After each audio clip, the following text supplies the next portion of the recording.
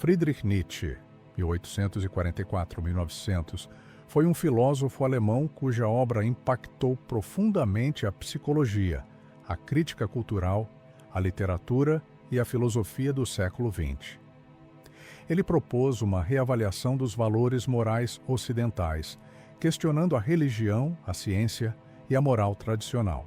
Publicado em 1886, Além do Bem e do Mal, aprofunda ideias lançadas em Assim Falou Zaratustra, mas com um tom mais analítico. Nietzsche denuncia o dogmatismo da filosofia tradicional, propõe uma nova psicologia dos instintos e aponta a necessidade de superar a moral de rebanho.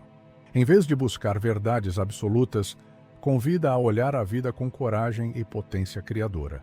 É uma leitura desafiadora, feita para quem deseja pensar por si. Se este conteúdo te provocou ou fez refletir, curta, compartilhe com quem precisa questionar o mundo e siga para mais conteúdos assim. Nietzsche começa com uma crítica direta àquilo que chama de vontade de verdade, fundamento de toda a filosofia. Ele questiona: por que queremos a verdade? E se a mentira, a ilusão, a incerteza forem mais favoráveis à vida? O que está por trás da busca pela verdade não é, segundo ele, pureza ou neutralidade, mas impulsos instintivos e fisiológicos que se disfarçam de razão. A própria razão é uma ferramenta da vida e não um juiz imparcial. Ele aponta que os filósofos não são objetivos, mas sim movidos por suas paixões, desejos e visões morais. Suas teorias são, na verdade, confissões inconscientes de seus temperamentos e valores. Cada sistema filosófico é uma autobiografia disfarçada. Nietzsche denuncia o moralismo disfarçado de razão presente na filosofia, mostrando que muitas vezes os pensadores projetam seus desejos pessoais naquilo que chamam de verdade universal. Além disso, ele ataca o pressuposto metafísico central da tradição, a crença em oposições de valor, bem, mal, verdadeiro, falso, espírito, corpo. Para ele, essa estrutura binária é uma ilusão herdada e não examinada, um dogma ainda mais profundo do que qualquer outro.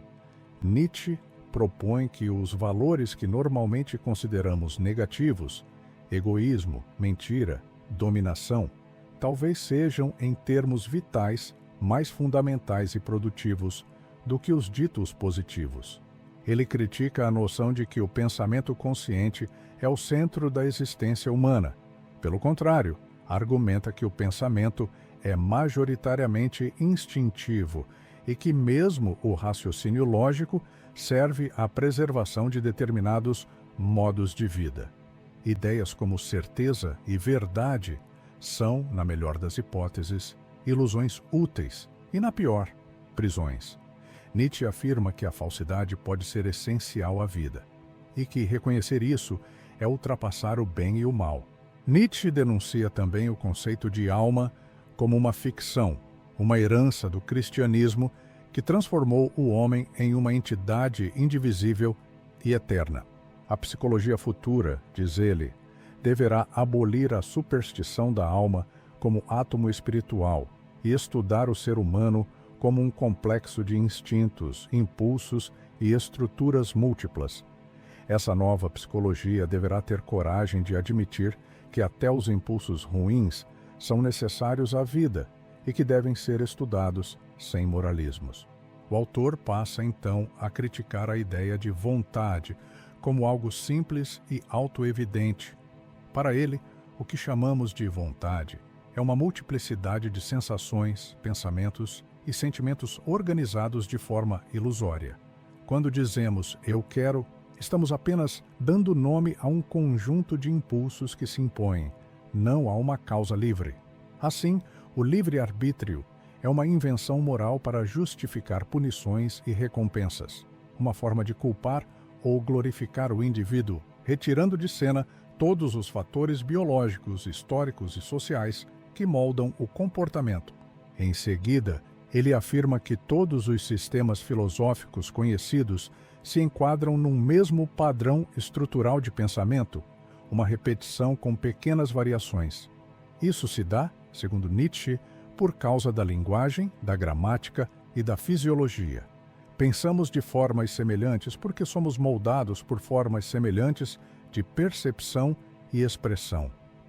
Por isso, a filosofia ocidental tende a girar em círculos. Ele satiriza a obsessão dos filósofos por causalidade, responsabilidade e liberdade. Tudo isso deriva, segundo ele, de um erro fundamental: o desejo humano de se considerar causa de si mesmo. Esse é o ápice da arrogância metafísica, querer arrancar-se do nada, justificar-se sozinho, ser o criador de si. Finalmente, Nietzsche rejeita tanto o livre-arbítrio quanto o determinismo. Ambos são formas equivocadas de pensar a realidade. A verdade, para ele, é que só existem vontades fortes e fracas. A filosofia que encara a vontade de poder como força primária é a única capaz de interpretar a vida sem enganos sentimentais. Nesse novo caminho, a psicologia é elevada à posição de ciência suprema, pois é a única capaz de investigar os impulsos fundamentais que movem os indivíduos e as culturas. No segundo capítulo, Nietzsche investiga as características do que chama de espírito livre, aquele que rompe com os valores tradicionais, com o dogmatismo e com a moral dominante. É um ser que pensa por si mesmo, que se atreve a questionar não apenas ideias, mas os instintos mais arraigados da cultura, da religião e da moralidade. No entanto, esse processo de libertação não é simples nem glorioso, é solitário, arriscado e até perigoso.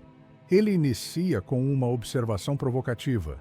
O ser humano vive em uma profunda simplificação da realidade.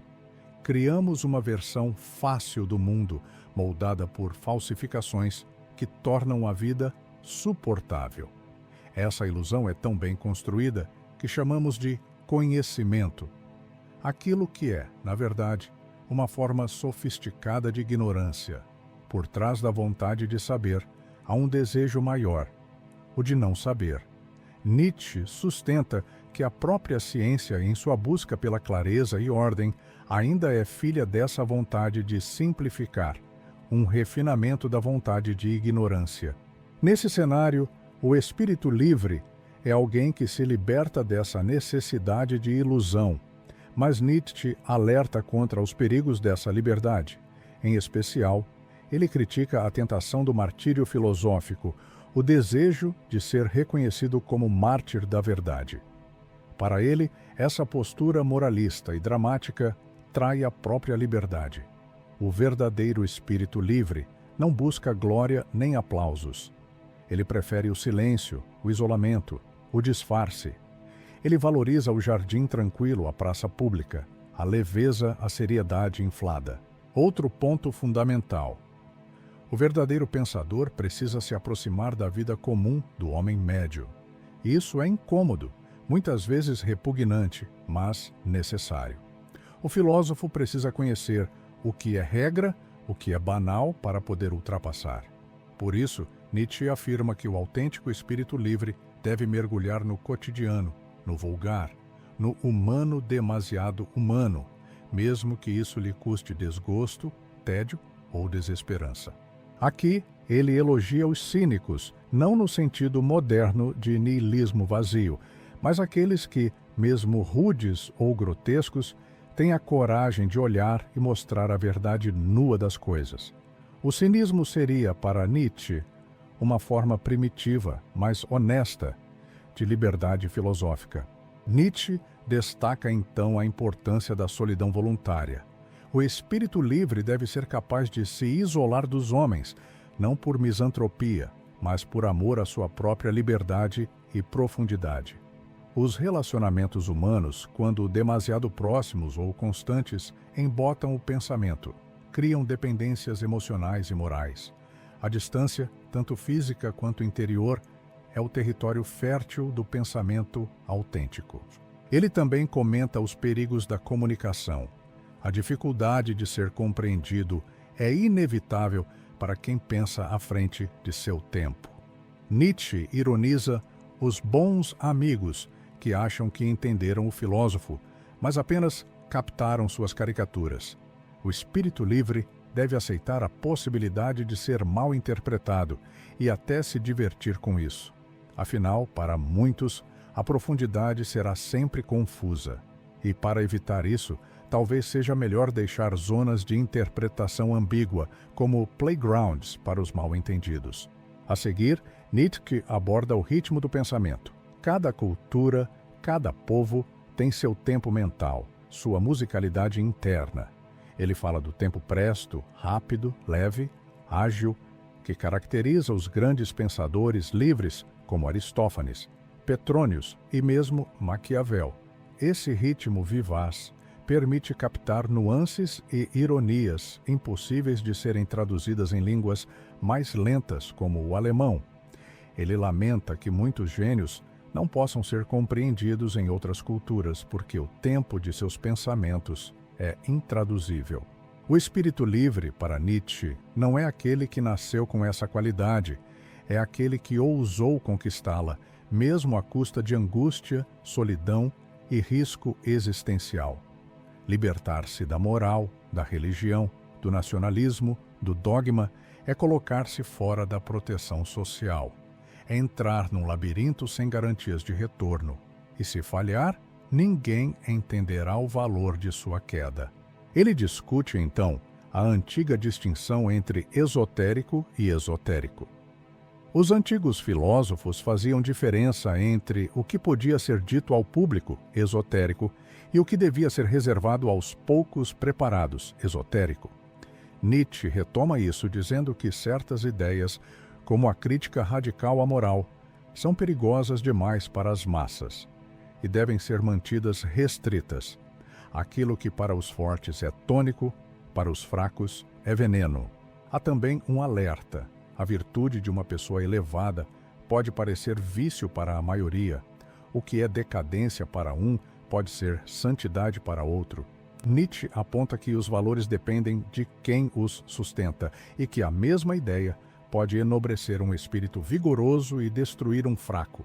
Portanto, todo pensamento profundo deve considerar o tipo de alma que o sustenta. O capítulo termina com reflexões sobre a formação do gosto filosófico. O jovem filósofo, movido por paixão e rigidez, tende a dividir o mundo em sim e não, em extremos. Essa intransigência com o tempo se revela uma armadilha. Nietzsche defende que a maturidade do espírito livre exige nuance, ironia, moderação e pluralidade interna. Só assim o pensador se liberta, não apenas das morais exteriores, mas também de seus próprios absolutos juvenis. Nietzsche inicia este capítulo questionando o valor da religião como produto psicológico e social.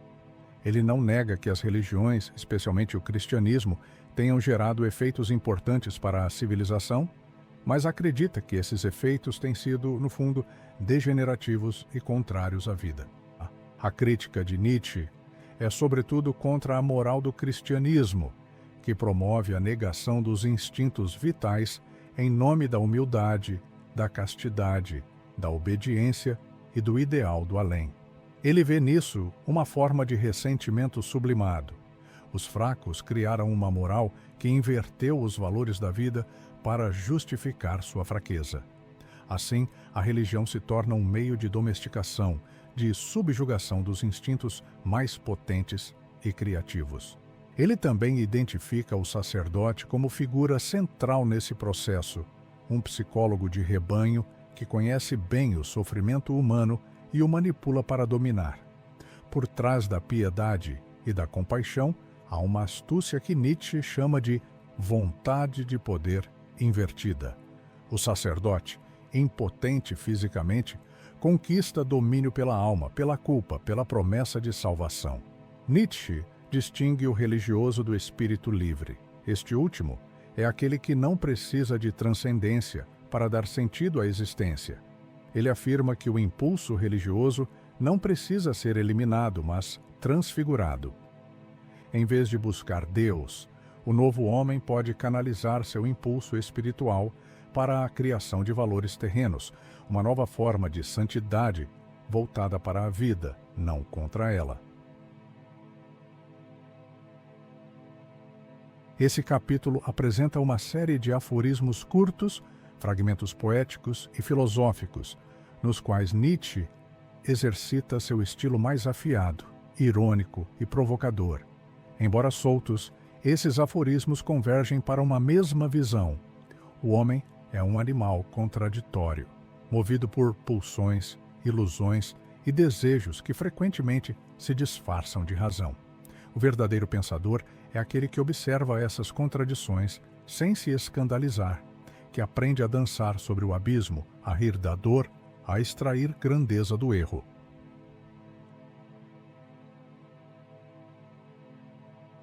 Neste capítulo, Nietzsche aprofunda sua genealogia da moral. Ele afirma que os valores morais não são universais, mas produtos históricos, expressões de condições concretas de poder. Toda moral nasce de uma relação entre dominadores e dominados. Ele distingue duas grandes linhagens morais. Primeira, moral dos senhores, nascida da afirmação da vida, do orgulho, da potência e da distinção. Os fortes criam seus próprios valores com base naquilo que expressa sua força. Segunda, moral dos escravos, reação ressentida dos fracos que, por não poderem agir com potência, condenam os fortes como maus, glorificam a humildade como bondade e fazem da impotência uma virtude. Nietzsche vê o cristianismo como o ápice da moral dos escravos.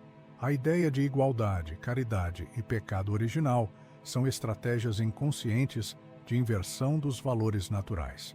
Para ele, o progresso da civilização tem sido, em grande parte, o triunfo da decadência sob o disfarce da moralidade. Ele sugere que o futuro da humanidade depende da emergência de novos tipos morais, que não estejam presos à culpa, à negação dos instintos ou à exigência de igualdade universal. Neste capítulo, Nietzsche ironiza os filósofos modernos, em especial os que se pretendem neutros, científicos e livres de valores. Ele denuncia o auto-engano desses pensadores que, mesmo afirmando imparcialidade, estão profundamente enraizados em valores herdados, sobretudo os cristãos.